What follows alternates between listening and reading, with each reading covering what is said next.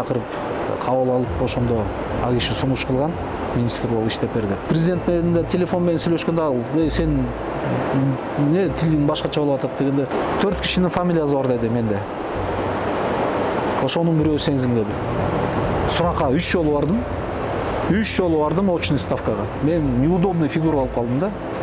Эң чоң максат мени кетириш керек болду. Негизи мен өзүм бийиктикти жакшы көрөм. Бунун баары ибадат экен. Алымдар айтып атпайбы, баары ибадат. Доскул Бекмурзаев таксыр болуп кетиптир, молдо болуп кетиптир деген кептер тарады. Ошол сүрөттүн тарых боюнча бир айтыңызчы, кандай болгон, каяктан түшкөнсүз, аны качан түшкөнсүз? Кемчиликтүү көп болду. Ошол маалда. Мисалы сизде министр болгондон кийин коомчулук таанып баштады. Ага чейин эмне жумуштарда жүрдүңүз? Азыркы биздин дом правительства. Ошону тарыхта Кыргызстанда, по-моему, Задибирдовский долг мен өзүм өчүрдүм да. Классташ кыздардын сумкасын көтөрүп, мындай аракет кылчубуз, кат жазчубуз. Кетсек анда жаратылышка.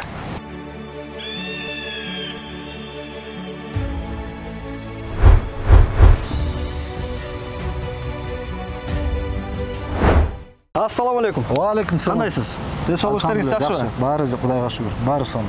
Урматтуу Сокол Медиа YouTube каналынын жалпы көрүүчүлөрү, биздин Сокол Медиа менен жаратылышта берүүбүздүн бүгүнкү коногу Кыргыз Республикасынын энергетика жана өнөр жай министрлигинин мурдагы министри Бекмурзаев Доскул Жумагулович болмокчу. Дагы бир саламатсызбы? Саламатчылык.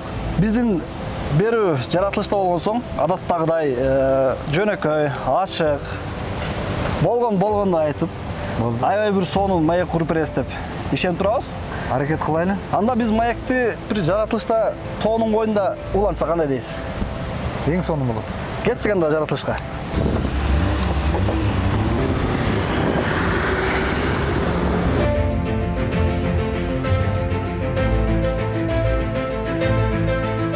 Кандай келип алды сосуңузда? Жакшы, сонун турбайбы бияк? Шаардын аптаттуу ысыгынан качып ошондой Кыргыздын кооз керемет жаратылышына келип турабыз. Ошол керемет жерге керемет мына строение салып, аудан жакшына элдер эз алганга жакшы шарт түзүлүп калыптыр. Мен көптөн бери бул жакка келе келем.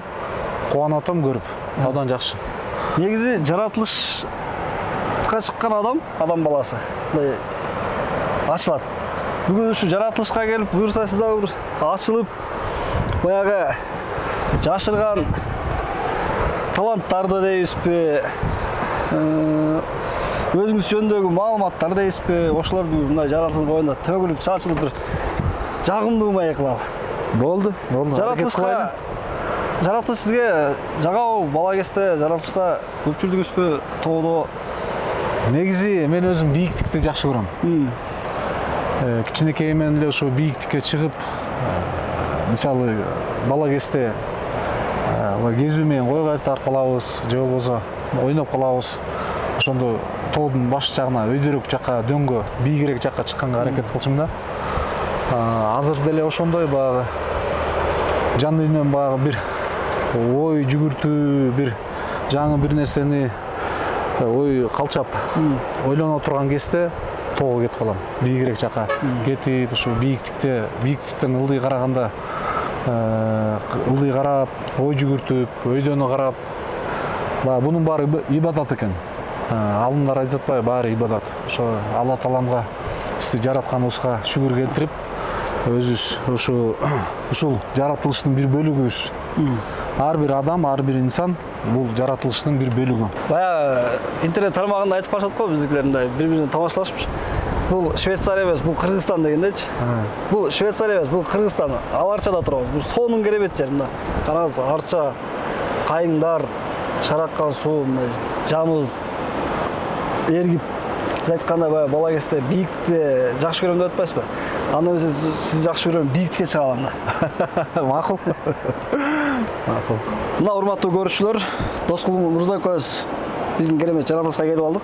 Бийиктикке. Алхамдулилlah. Бийиктик ар бир адамдын жактыруу жаратылышы. Ошондуктан биз сиз айткандай өзүңүз да бийиктикке жакын адам экенсиз. Ошон үчүн бийиктикке келдик. Жанагы эми келатканда сүйлөшкөндө бала кезде окуялар боюнча кеп кылдык. Анан ошону улантып кетсек. Суудан ичип. Эми бала кезибиз Мен Талас областында, Манас районунда, Баласар айылында жарык дүйнөгө келгем. Атам, апам мугалим. Атам англис тилден сабак берчи. Апам химия, биологиядан сабак берчи. Экөө тең биздин айылда мугалим болчу, бирок мен үйдүн эң кичүүсү болгондон кийин атамдын, апамдын ошо эки кишинин мага үмүтү чоңураак болсо керек. Мени өзүм айылымда окутпай, 1-класстан кийин ошо райондун центриге Покровка айылына орус мектепке берген. Мен орусча бир да сөз билчү эмесмин. Жөн эле 1-классты айылдан бүткөндөн кайта апарып 1-класска отургузуп койду. Ошо Покровка айылына. Анан бага мектепте кээ биринде классташтарым деле күлөт. Орусчаны билбейсиң да ал убакта. Анан бага мени чачым алсалат дайыма лысый кылып. Бизде илгери чач коймой деген тигиндей мындай жок болчу. Анан чачым алсалат, анан баары мени чалатат. Алардын баары көкүл менен жүрөт. Ал убакта Союз учурунда деле ошондой болчу. Анан бизди ушинтип атам кел балам деп эле чачты алсалат. Эчтеке дей албайсың. Тартип күчтүү болчу үйдө. Анан ошо балдар менен урушуп кетесиң, классташтарың менен. Тиишет. Анан ар кандай сөздөр менен неметкенден кубалайсың да. Анан багы я тебя убью деген сөздү билбей, ошол убакта я тебя мертвым сделаю деп кубалап жүргөн моменттер болчу. Анан эжекебиз кармап мектептен угуп жүргөн 1-класстагы күндөлүгүм заповедение неут деп күнүгө жазылып берип, кып-кызыл болчу бүт күндөлүгүм. Бирок окууду жакшы окучумун. Мен ошо 6-класска чейин жакшы окудум. 3-класска чейин бизди жанагындай продленный группа менен окутуп жүрдү. 3-класстан кийин биз чоң орто мектепке котордук, филиалдан ар жакка котордук. Класста бир 5-6 кыргыз бала бар болчук. Кыргыз балдар бир 10го жетип жетпеген. Кыргыз балдар, кыргыз кыздар, калган баары эле орустар болчу да. Анан ошол жерден орусча, кыргызча сүйлөп койгондо бизди абдан урушчу ал убакта.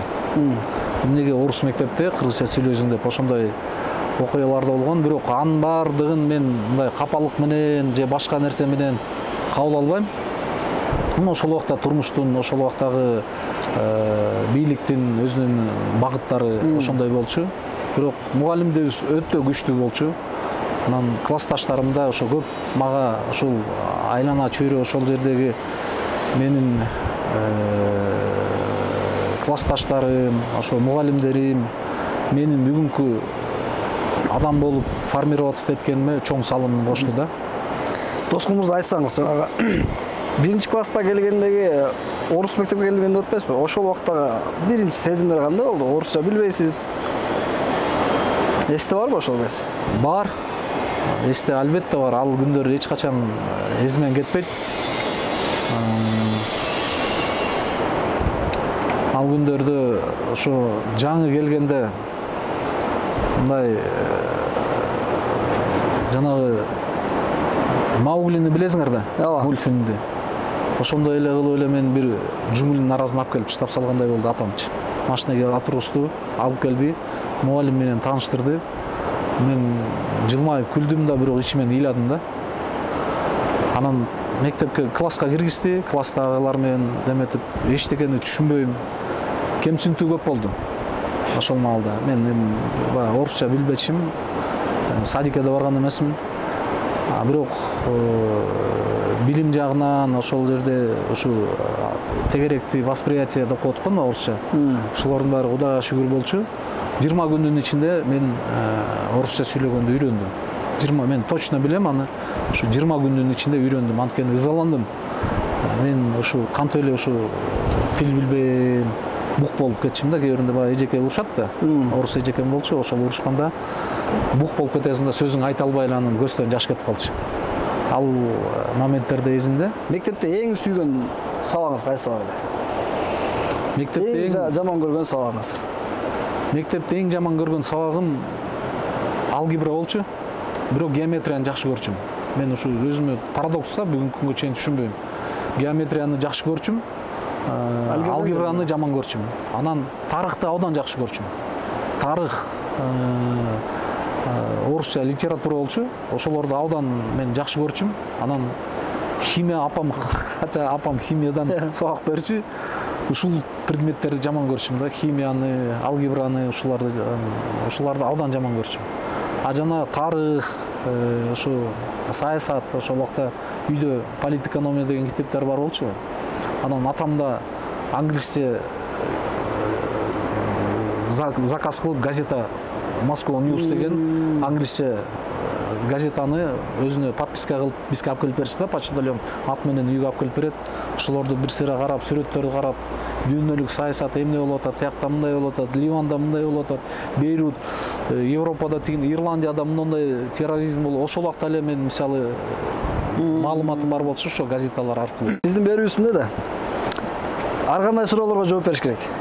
Анан ыңгайсыз болсо дагы кээде мындай жакпай калган суроолор болсо да ага да жооп бериш керек. Ушул сурап коеюн, ыңгайсыз болсо дагы бала кездеги сүйүүлөр эске келеби азыр? Бар беле мектептеги сүйүү, баягы кат жазышып. Бизде болчу мисалы, менде бар болчу. Эми албетте адам болгондон кийин адам кантип сүйүүсүз жашайт болгон. Ал эми бала сүйүү да, мындай айтканда бала сүйүү, жүрөк таза, ушунчалык немелер менен. Ооба, классташ кыздардын сумкасын көтөрүп мындай аракет кылчубуз, кат жазчубуз. Анан сумкасын көтөрүп барсам, балким макул деп калат деп. Мына жардам кылып. Бирок бир нерсеге мен токтолгум келет. Мекенге сүйүү өтө бийик болчу. Мен бүгүнкү күнгө чейин билем. Мекенди ошол убакта мисалы мен бүгүнкү күндө эсимде ушу 6-чы, 7-чи, 8-чи класстарда эгерде мекен үчүн өлөсүңбү десе, ойлонбой туруп барып өлгөнгө дайын болчук да.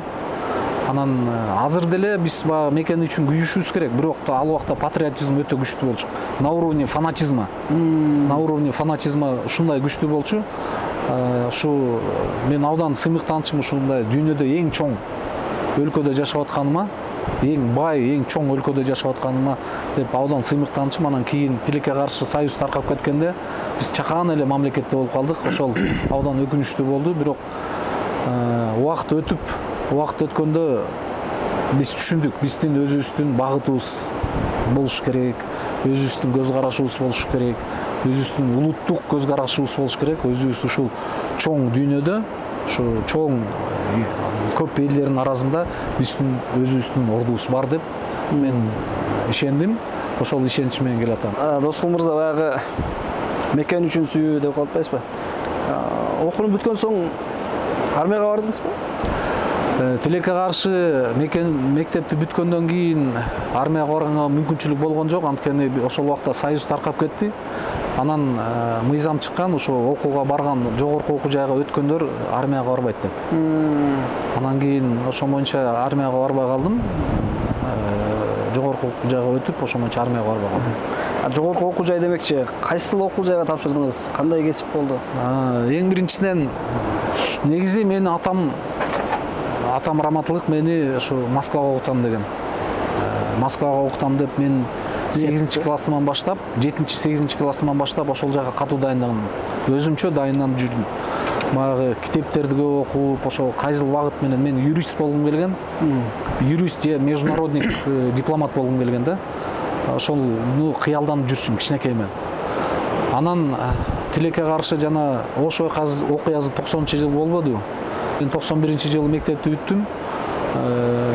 91-жылы мектепти бүткөндө апам тилекке каршы апам ооруп калды. Ооруп мен окуу жайга ушу биздин Бишкек политех институту, ал убакта институт болчу. Ошол жака тапшыргандан кийин энергетический факультетке тапшырып, 1-чи курста кеминде стройотрядда жүргөндө бизди картошка чогултканы айдачы, ал убакта политехте неме. Ошондо тилекке каршы апам каза болуп калды. Анан кийин 3 жылдан кийин атам каза болуп калды. Мен окууду токтотконго мажбур болдум. Айылга кеттим. Анан кийин ошо жумушка киргенде заочно кайта восстановление кылып, анан кийин окууду бүттүм.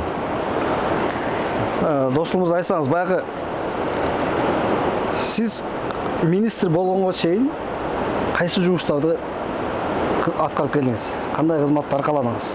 Мисалы, сизде министр болгондон кийин коомчулук таанып баштады. Ага чейин эмне жумуштарда жүрдүңүз? Мен эң биринчи ошо өзүбүздүн Манас районунун райондук электр тармактарына жумушка кирдим, жөнөкөй эле мастер болуп. Ошол жерден жумушумду баштадым. Ошол жерден баштап, анан менин коллегаларым көрөт чыгар эми, көрсө өзүмдүн менен иштешкен адамдар деле билет. Ошол жерден ушунчалык жулундуу иштеп жүргөн моменттер болду. Жумуштан качпачык да. Менин үстүмдө турган башкы инженердин ордуна Таласка, областка барып отчетторду тапшырып жүрдүк. Ошолордун баары мага бирөөлөр жоопкерчиликтен качат да, ушу менин жумушум эмес, эмне үчүн мен барышым керек деп. Мен андан каччу эмесмин. Ошолордун баары мага опыт болду да, тажрыйба болду. Ошону менен мен кийин ошо Коңшо азыр Чыңгыз Айтматов району болуп калбадыбы? Ар убакта Кара Бура району болчу. Ошол Кара Бура районунун башкы инженери менен жакшы таанычы, чогуу отчет барчык, ошол киши Жамал аке деген. Ошол киши байкап калып, кийин ал начальник болгондон анан бир күнү эле мага звонок болуп калды. Мага звонок болуп, ушу келип кетчи деди. Барсам, мага да неожиданное предложение болду. Башкы инженер болуп иштейсиң деп. Анан үйдөгүлөр менен, бир туугандар менен кеңешип, анан макул деп. Ошондо башкы инженер болуп иштеп жүрдүм Кара Бура районунда. Анан кийин ал жерде 2 жыл иштегенден кийин Бишкекке келип кайта мастер болуп, ушу Батыш РСинде, Западный РСке бул жерге мастер болуп, мастер групп подключения дейт, жанагы абоненттерди, карыз болгон абоненттерди өчүрүү боюнча. Ошондо иштеп жүрдүм. Ошол иштеп жүргөндө ушу жогорку кеңеш, азыркы биздин Дом правительства. Ошону тарыхта Кыргызстанда, по-моему, Задибирдовский долг мен өзүм өчүрдүм да. Казы көптөр деңиз көп өчүрүпсүз. Менин незимде ошо начальникта, анан кийин башкы инженерде качып кеткен, жоопкерчиликтен качып, анан нарядка мен кол коюп мен өчүргөм да. Ошол убакта деле мүнөзүм курч болчу мен негизи. Ошол курчтук мүнөздүн негизинде көп нерседен тайманбай, баягы жүрөк өрттөнүп турган кез көп ушундай кадамдарга бардык. Анан Ошто иштедим, Ошко которулдум. Кайта адам мурун кайта Бишкектен Кара Бурага начальник болуп барып которуп, район электр тармактарын башкарып калдым, ошо жетекчи болуп. Ал жерден кийин жарым жыл иштегенден кийин, 1 жылга жакын иштегенден кийин мен Ошко которуп жиберишти. Ошко которулдум, Ошко коммерческий директор болуп баргандан кийин революция болуп кетти, 1,5 ай иштегенден кийин. Кайта Бишкекке келдим, Бишкектен иштедим, жетекчи болуп. Бу жерде инспектор болуп иштеп жүрдүм, анан кийин инспекторлук убакыттан кийин начальникке чейин көтөрүлдүм Бишкектен, Энергосбыттан. Андан кийин Аламидинде иштедим. Ошентип жүрүп кийин ушу түндүк электронун башына барып калдык. Өзүм түндүк электронун башына барып, ошол жерде 2 айга жетпеген убакытта кайта мени жумуштан алып салды. Анан мен Садыр Нуркожоевич менен Камчы Кыдыршаевичти мурдатан эле таанычым, 2011 жылдары жакшы таанышканбыз. Анан ошодон кийин мен кайрылуу кылып, бир 42 мүнөт кайрылуу кылгам энергосистема жөнүндө, өзүмдүн көз карашым как есть, кандай багыттар менен иштесек деп ошондо көз караш кылып, интервью берип, ошол интервьюнун негизинде же кандайбы иши кийин Садыр Нуркожоевич чакырып кабыл алып, ошондо ал киши сунуш кылган, министр болуп иштеп берди. Ошондон кийин мага да ал сунуш өтө бүткөн эмес болчумун мен. Кандай болду сезимдер ошондо кызматка келип, министр бол дегенде? Сезимдер кандай болду? Бул кишиге эң биринчисинен ар ким ар кандай деп айтышы мүмкүн, бирок мен ыраазымын. Мен биринчисинен Кудайга ыраазымын, экинчисинен бул кишиге ыраазымын. Эмне үчүн? Анткени мен балким ар жактан уктуу, бул кишинин айткан сөзү мындай, сөзмө сөз айтып берейин. 4 кишинин фамилиясы бар деди менде. Ошонун бирөө сенсиң деди. Министр болуп иштеп бер, светти өчүрбөй, элибизге, жерибизге кызмат кылганга дайынсыңбы, мага жардам бер деди. Анан мен макул деп 2 шартты айттым. 2 шартты айтып, ал киши колуң бер деди, колум бердим. Ошону менен 2 шарт менен сүйлөшүп алып, сүйлөшкөндөн кийин бир жарым жылдан кийин мен биринчи 3-4 айдан кийин мен министрдің орынбасары болуп иштедим. 2 айдан кийин мени министр кылып дайындады. Дайындагандан баштап анан ошо иштедим. Сезимдер кандай болду? Сезимдер мен күткөн эмесмин. Менин жанымда бир жолдош балам бар болчу. Ак ишке да бизге күтүүсүз болуп калды. Толкундануу болгон жок. Мен ушу таң калам. Толкундануу менде болгон жок. Мен анткени мен ал кишиге баратканда мен абсолютно барына дайын болуп баргам.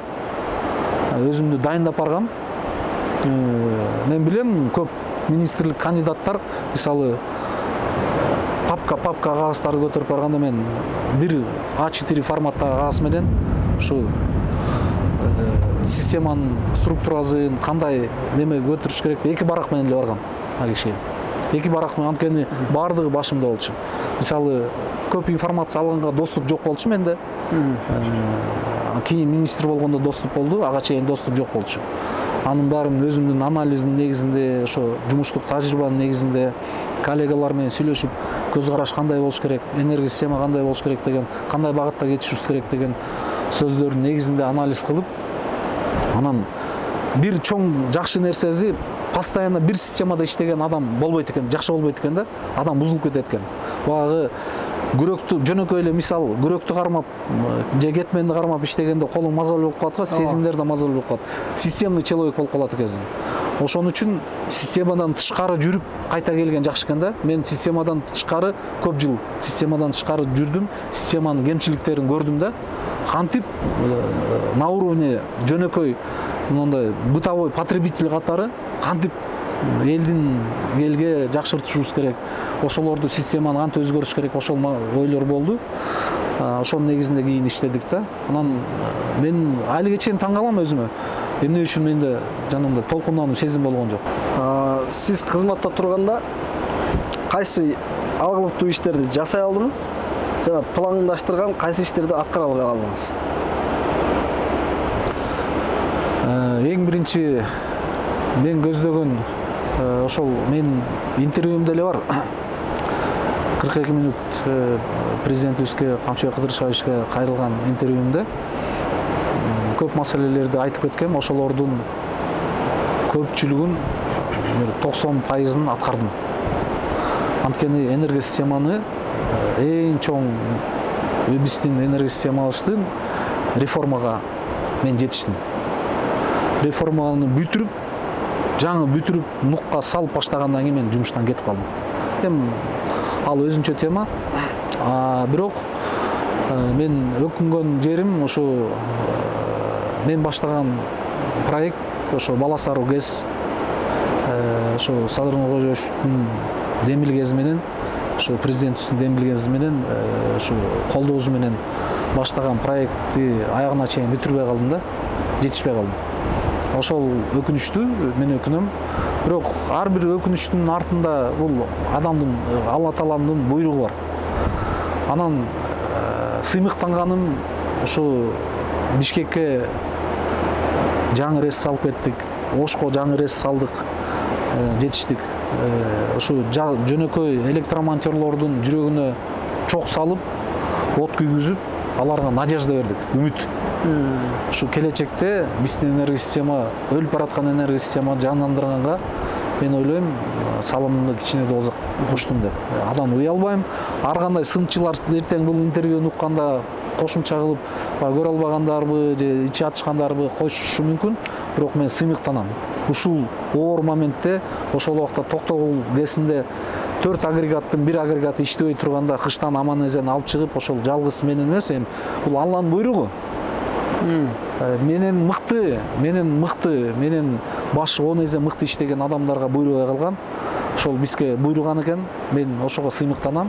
Ошол убакта жүктү көтөрүп, кыргыз элинин светин өчүрбөй, президенттин менин алдыма койгон тапшырмаларды аткарып, кыштан аман-эсен алып чыгып кеткениме мен сыймыктанам. Доскул мырза, ушул сиз жумуштан кеткенде, мен баягындай жаңылыктардан чыкты, маалыматтар таркады да. Сиз ооруканага жатып калган сүрөтүңүз тарады. ошондо тоскул өзүнүн жумушун тарта албай калып, жумуштан кеткенине жүрөгү ооруп барып ооруканага жатып алды деген кептер тарады. Ошол учурда кандай болду эле? Ал учурда мындай болгон. Эми баягы сынчы көп да. Сынчы көп. Биздин коом негизинен элүүскө мен ыраазымын негизи. Бирок коомдо бир туура эмес нерсе бар да, баягы хайп, анан жана бир сенсация жаратып, погоня за рейтингом деп коет го орусча мындай айтканда. Ошонун арты менен баягы көп нерселер ушинтип ойлонуп калыптанып калганда, бирок мен жакын тааныган адамдар, көп эле врачтар эле билет. Мен жумуштан кеткенге чейин эле мен микроинсульт болуп калып турдум. Август айында эле. Август айында микроинсульт. Бунун эң немеси эми баягы ковидтин да влияниясы балким тийген чыгар. Бирок мен өзүмдүн жеке анализ кыласың да, кийин кызматтан кеттим, больницада жаттым, үйдө жаттым, лечение кылып жүрдүм, дарыланып.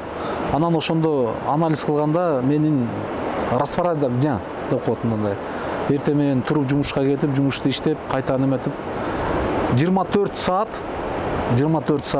стрессте жүрдүм. Стрессовый состоянияда.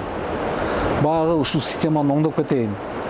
Албетте, системаны оңдогондо мунун өзүнүн лоббисттери бар, ар кандай агымдар бар, ар кандай баягы саясатчылар бар, көп противниктер бар.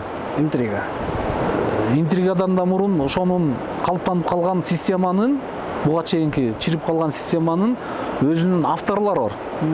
Ошол жактан пайда табып, ошолорго өзүндө ыңгайлыктуу кылып, мындай айтканда ар бир региондо өзүнүн менчик катары энергия системаны менчиктешип алгандай баягы адамдар бар болгондо, Каналдар деп коет. Каналдар баягы жетекчилер дайындап, министерствону көзгө илинбей, бийликти көзгө илинбей, өздөрүнчө на местном уровне көп нерсени чечип, ошондой болуп калган. Ошондой нерсе кландар менен күрөшкөнгө, анан системный кландар менен күрөшкөнгө энергиям көп кетип калды да. Кээ биринде суткасын уктабай каласың, үйгө келип чарчап турасың, бирок көзүңдү ачып уктай албайсың. Уйку жок, чарчаганда уйку жок. Уйку жок. Чарчап турасың, бирок уйку жок. Ошонун баары күнүнкү стресс, бир бутуң биякта, бир бутуң тиякта, бир күнү нарындасың, бир күнү көмүрдөсүң, бир күнү тиги Оштосуң, бир күнү Москвадасың, бир күнү тияктасың, бияктасың, ушинтип жүрүп, баягы ден соолугума кичине запкы кетип калды. Анан көлгө бир азыр эсимде жок, бир жыйын болгон, чоң жыйын, ошо өлкөлөр ортосунда жыйын болуп, ошол жака барганда мен эртең менен турганда тамагыман кармап калыптыр да. Тамагыман кармап, анын жумуш менен эртең менен телефон менен, орун базарлар менен мындай сүйлөшкөндө тилим булдуруктай түштү да. Ал убакта жумуштан кетет же больницага жатам деген, же болбосо жанында интригалар эчтеке жок болчу. Ошондо мүдүрүлдүм. Мен үчүн оор болду мындай, даже жөнөкөй монтип сүйлөш оор болуп калды да. Анан өзүм сороп жүрдүм, больницага да барган жокмун. Врачтарга да кайрылган жокмун да. Бул ковидтин жанагындай эмне деп койчу да, тамактан кармаган ковидтин бир түрү ошол убакта деп ошентип неметип калды. Анын президент менен да телефон менен сүйлөшкөндө, сен эмне тилиң башкача болуп атат дегенде, тамагым ооруп атат дедим да. Ошол убакта эле мен где-то августтун 15-теринде мен микроинсульт кармап калып турдум. На ногах перенес. Анан кийин жанагындай интригалар чыкты, башкалар чыкты. Мен көп кишиге ачыгын айтканда, ал нерседен коркуп же жакшырганда эмес, көп эле адамдар билет, энергетиктер деле билет. Көп кишилерге тоскоолдук кылып койдум. Мен неудобный фигура болуп калдым да. Эң чоң максат мени кетириш керек болду. Анан алардын максатына жеттиби же башкага мен башым оорткум келбейт. Алланын буйругу экен, мен жумуштан кеттим. Бирок эч өкүнүчүм жок. Кылчайып карап, аркам мындай кылып койбой, андай кылып койбой деген эч өкүнүчүм жок. Өкүнбөйм. Бул адамдын башына коюлган тагдырыңга моюн сунуу. Бул ооруганда эле мен мисалы айтканда, мисалы ооруп калдым да. Бул болсо мага чоң сабак болду. Менин оюмча жаратканыбыз токточу, мына көзүңдү аччы. карачы барын тегерегинде мына өзүңдүн турмушуңа анализ жүргүзчү дегендей болду да. Анан анализ жүргүзгөндө мына бүгүнкү күндө бул мага чоң сабак болду. Министр болуп келиш, анан министрден кетиш, жанагындай резонанс болду. Кээ бирлер ойлошу мүмкүн, жөн эле больницага мындай калп эле жатып алды, баягы ответственностьтан качып. Жок, андай болгон жок. Мисалы кече жакында эле быйыл ошол эле мага иш козгогон генеральный прокурор өзү эле кайта депутаттардын алдында отчет берип атып жооп берди. Уголовный иш жок, баары токтогон, анткени эч андай ошол убакта коюлуп аткан мага дооматтардын баары орду жок экенин өзү далилдеп, өзү айтып берди. Ал жөнүндө лишний раз комментарий бергенден да мен алысмын, коомчулукту көрөт. Эч жака жашынып, бекинип, тияка бияка болгон жокмун. Суракка 3 жолу бардым. 3 жолу бардым очный ставкага. Болду, ошодон кийин мени эч ким чакырган жок. 1 жылдан кийин уголовный ишти чакырып жабылды. Колума кагазын берди. Мени эч ким преследование кылган жок. Эч ким мени келип монтип неметкен жок. Андай эчтеке болуп неметкен жок. Достумуз анан бир интернет тармагында бир сүрөтүңүз чыгып кетти. Ошол министр болуп кызматтан кеткенден кийин топу кийип түшкөн сүрөтүңүз чыгып, айрымдар ошо интернет колдоочулар жазды. Доскул Бекмурзаев таксыр болуп кетиптир, молдо болуп кетиптир деген кептер тарады. Ошол сүрөттүн тарых боюнча бир айтыңызчы, кандай болгон, каяктан түшкөнсүз, анан качан түшкөнсүз? Мен лечение кылып, ооруп, адам ооругандан кийин кандай кылат? Албетте, жан дүйнөсү кыйналгандан кийин Кудайга жалынат. Жаратканга жалынып дуа кыласың. Ден соолук сурайсың, ошонун шыпаасын сурайсың. Албетте, ошол убакта, ошол учурда аксакалдар келип калды үйгө. Мен үйүмө 3 күн 70-тен ашып калган аксакалдар экен. Ошолор келип 3-чү күн, мына Доскул 3-чү күнү келип атабыз сага. 3 күн болду сага келген, үйүңдө жок экенсиң. Мына бүгүн 3-чү күн сенин үйүңө такылдатып келип атканыбыз. Биз менен даватка чыгып кел деди. Даватчылар келип аткандар. Даватчылар үйгө келди. Мен ага чейин деле 2017-жылдан баштап намаз окуп келгем. Албетте, намаз окугандын баары эле баягы пайгамбар эмес, кристально чистый эмес, баарыбыз пендебиз, биз инсанбыз. Биз күнүгө эртең менен туруп кечки жатканга чейин бизде катачылык кете берет. Катачылык кетет. Анан кийин мен 2017-жылдан баштап намаз окуп жүргөм. Айылга мечитти, мисалы мечит салып, коомчулукка жардам кылып, элибизге жардам кылып жүргөн учурум 2008-жылы мечит салынган айылга. Билбегендерге айтып койгум келет, мисалы.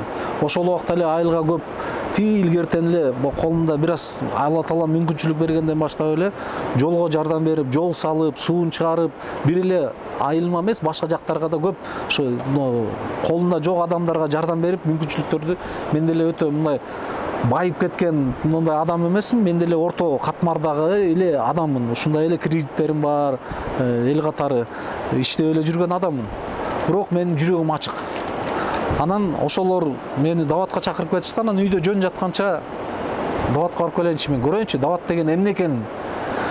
Дават туугам, даватчылар келет, такылдатат, айтат, мен ошо даватты ичинен көрөйүнчү дедим. Анан кийин Кара Балтадагы Нур мечитине барып 3 күнгө даватка чыктык. Айрга албетте мен экс-министрмин, көбүнө кызык болуп атат, кандай болду, эмне болду.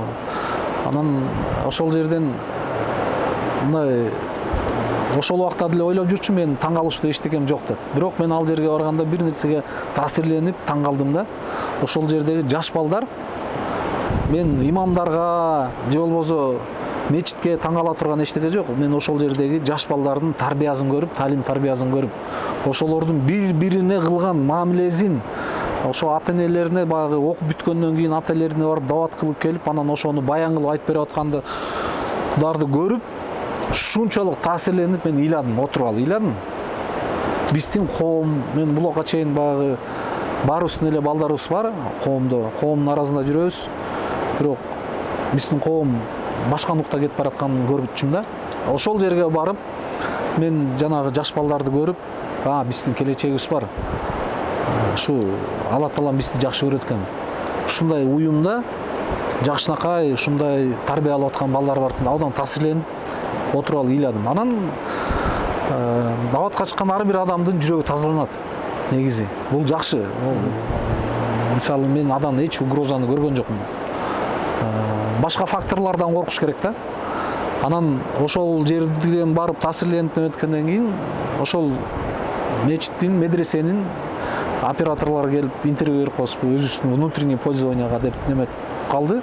Мен эми интервью бербей жүрүм элем, ошо оорут менен ушул жакка келип даватка келип интервью бербей, достук Жумал чен берип коюңузчу. Бир сураныч дегенден кийин, хорошо, макул дедим. Макул берип коеюнчу деп, анан мына азыр отурбайм сиздердин алдыңыздарда деле, мына мен тартып атам, мен аппак кийин. Негизи жайдын күнү ак кийингенди жакшы көрөм да. Анткени күндүн нуру атталкыбайт, күн ысыкта. Анан мына моундай эле болуп туруп, ушундай кебете менен эле барып интервью берип атканда анан оператор туруп топу кийгизип койду да. Байке, моуну кийип албайсызбы деди. Тартып аткан да мен, топу кийип албайсыз деди. Анан топуну кийип алдым. Мейли, топу кийип алайын деп. Жанында интервью бердим. Анан кийин ал YouTube'га чыгып кетиптир. Интервьюм кандай бир шарттар менен чыгып кетти. Эми чыкты. Мен эч кимди күнөөлөгүм кылбайт. Буйрук. Алланын буйругу. Чыкты, анан кийин баштады. Иманга келиптир, анан жегендерин тигинтиптир, минтиптир деп. Мен дагы бир жолу кайталап кетким келет да. Коомдон, Кудайдан монтип, конечно, Алланын алдында күнөөлөрүбүз көп. Бар бир инсандын, мен тазамын деген инсандын деле миңдеген күнөөлөрүн тапса болот. Баарыбыз, мен деле инсанмын, мен деле пендемин. Мен тазамын деген адамдан коркут. Мен тазамын дегенден, мисалы, адам баарыбыздын күнөөбүз бар. Бирок коомчулукка, ошол мен өзүм иштеген энергия системага кыянаттык кылган жокмун. Мен Кудайга миң мертебе ыраазы болот элем. Мисалы, ал молдо деген коомду, бир ошол мечиттин жааматын, ошол жердеги бир айыл болобу, бир кичинекей микрорайон болобу, же бир шаарчы болобу, ошолорду туура жолго, иманга чакырган адам молдо. Болсо мен Кудайга миң мертебе ыраазы болот элем. Бирок кандай мүмкүнчүлүктү Кудай берген жок. Кудай бизди моундай энергетик кылып, ушу башка тармакка салып коюп туруп, биздин жөндөмдөрүбүздү башка жака. Ошон үчүн мен ал тема боюнча мына азыр деле башыма топу кийип койсо мен аппак болуп, ажыке дегендей болуп калат да. Ошон үчүн мен баягы эле доскулмун, мурдагы эле доскулмун. Намаз окуп жүргөнмүн, намаз азыр да окуйм. Баарын чакырып кетет элем, ошо Кудайга жакын болуп, чоак ажы раматтуулугубуз айтпады беле. Сый менен келбесең, ый менен келесиң депчи. Ошон үчүн мен мына силердин передачаңар аркылуу чакырып кетет элем. Ар бир эркек, ар бир инсан убактысы келгенге намазга келсин. Намазга келгенден эч ким жаман болуп кеткен эмес. Алла Тааланын пайгамбарыбыз саллаллаху алейхи вассаламдын сөзү бар. Бардык мусулмандардын бүттүк эле пейишке кирет деген жок, сразу эле момундар кирет деген да. Момун дегенде статус. Намаз окугандар көп. Баягы кемчиликтер көп. Мисалы, ал динде кемчилик жок. Ал инсанда кемчилик. Доскул деп атыңызды ким койгон? Доскул деп атымды биздин айылда бир орус фельдшер болгон экен. Нина апа деп койчу экен. Баардыгыбыз Нина апа депчик да. Нина Ивановна болчу, анан Нина апа деп бүттүбүз неметкенбиз да. Анан ошол киши атама сүйүнчүлөп келгенде үйдө атамдын жакын досу отурган экен. Экөө үйдө отурган экен, анан сүйүнчүлөп келет да. Жумагул, у тебя сын родился депчи. Анан менин алдымдагы биз 5 бир тууганбыз. Анан мен үйдүн эң кичүүсүмүн. Менин алдымдагы байкем менен 11 жаш улуу. Мен 11 жылдан кийин төрөлүп атам да. Эң сладкий, мындай таттуу баласы болсом керек да. Анан кийин баягы атам үйдө досу менен отургандан кийин ушу үйдө досум отурат, атын Доскул коеюн деп туруп, достун кулу болсун деп, достуулуктун кулу болсун деп атымды Доскул койгон. Ошодон келдим. Жакшы, керемет. Азыркы күндө немен алектенип атасыз? Азыркы күндө мен жумуштан кеткени 1,5 жыл ден соолук менен алыштым. Ден соолук менен алышып, ибадат менен жүрдүм. Анткени ден соолукту бере турганда, ала турганда Кудай жаратканыбыз. Анан ибадатчылык кылып, умрага 3 жолу барып келдим. Алла Таалам ушундай жумуштан кеткен 2 жол бардым да. Жумуштан кеткен 2 жол бардым. Ошол жака барып, ошол мындай кыйратканда эле эчтеке мен өзүм менен өзүм алек болдум. Өзүмдүн кылган кадамдарыма, өзүмдүн бул өткөн кадамдарыма, турмуштук жолума, мен тегерегимде ким бар, ким жок, жора жолдош, бир тууган, айыл, коом. Ушу Кыргызстандын ичинде менин ролум кандай, ошонун баарын ой жүгүрткөнгө Алла Таала мүмкүнчүлүк берди. Мына азыр жаңы ден соолукту чыңдап алып, Кудайга шүгүр восстановление болуп, жаңы ушундай не кылмак эле, колу бош кызматта, өкмөттүн кызматында жүрбөгөн адам эмне менен алек болот. Же бизнес кылыш керек, же коомчулук иш менен аракет кылышыбыз керек. Ошо коомдук иштер менен, анан бизнес менен алек болоюн деген ниеттерим менен жаңы кадамдарды баштап келатам. Сиз көп учурда спортсмендерди колдоп келесиз. Бул эми баягы өзүңүз да убагында спорт менен машыккансызбы, же жөн эле көрөрмандык колдоп келесиз? Жана окуучу кезде айтып калбадыңарбы? Мен ошо Покровкага барып келип 5 километр жөө барып жөө келип жүргөн үчүн 1-класстан 3-класска чейин Кудайдын куттуу күнү через день мушташ жүрдүм. Эртең менен таптаза болуп кетесиң, келатканда баягы ошол жакта башка улуттун адамдары, орустар көп болчу. Кармалат, чоң кичинекей кармалат, буж дуратса дейт. Нет десең да кетек жейсиң, да десең да кетек жейсиң. Анан 3-класстан өтүп, 4-класстарда биздин мектепте күрөш ачылып калды, секциясы. Анан азыркы мына Жоламандын атасы Назарбек, менин классташым, тууганым, дагы ошол жерде Баласарда классташ балдарга айтып, ошол жердеги балдарга айтып, анан агайга келдим. Мариям агай деген агайыбыз бар, азыр деле бар. Ага ушинтип күрөшкө айылдан балдар тартсам болот. Анан алып кел деди. Ошолордун баарын алып келип, чогуу тренировка кылып жүрдүк. Спортту эми профессиональный деңгээлге чыккан жокпуз. Бирок спортко кичинекейибизден футбол ойноп, күрөшкө катышып, ошентип жүрдүк. Соревнованияларга катышып жүрдүк. Анан спортчуларды колдогонубуз эми спорттон башкасын деле колдойт элек, бирок биздин Кыргызстанда, биздин азыркы учурубузда колдоого муктаж болгон булар спортсмендерибиз болду да. Көбүн колдоп жүргөнүбүздүн негизи ал убакта биздин өкмөт, өлкөбүз алсыз болуп келген. Ачыгын айтканда алсыз болуп келген. Ар кандай себептер менен аны айтып турса сөзгө койбойт. Ошол убакта спонсорлордун артынан, Кыргыздын мыкты чыган жигиттердин арты менен колдоо таап келген да. Ошолордун катарында мен деле элден калбай колдоо көрсөтүп келгенбиз. Ошол эле спортсмендерге биздин айылдан мыкты чыккан, областтан чыккан, башка жактан чыккан, ушу мыкты биздин спорттогу адамдарыбызды колдоп келдик. Көп эле колдоп келдик. Азыр деле колдогонго аракет кылып жүрөбүз. Ошон үчүн бул үчүн мен үчүн сыймык. Доскул мырза, алтындай убактыңызды бөлүп бизге келип, ушул жерге келип маек куруп бергениңиз үчүн абдан терең ыраазычылык билдиребиз. Ишиңизге ийгилик каалайбыз, чын ден соолук каалайбыз. Сиз үчүн эркин микрофон. Эми мен өзүм көп убакыттан бери интервью бербей качып жүргөм. Көп силердин коллегаларыңар интервью алып коелу, интервью берип койбойсуз деген моменттер көп болду, бирок качып жүргөм. Көптөн бери силерге атайын бүгүн чыгынып биринчи жолу интервью берип атам. Анткени сиздер да суроо берип калдыңыздар. Былтыр да байланышканбыз.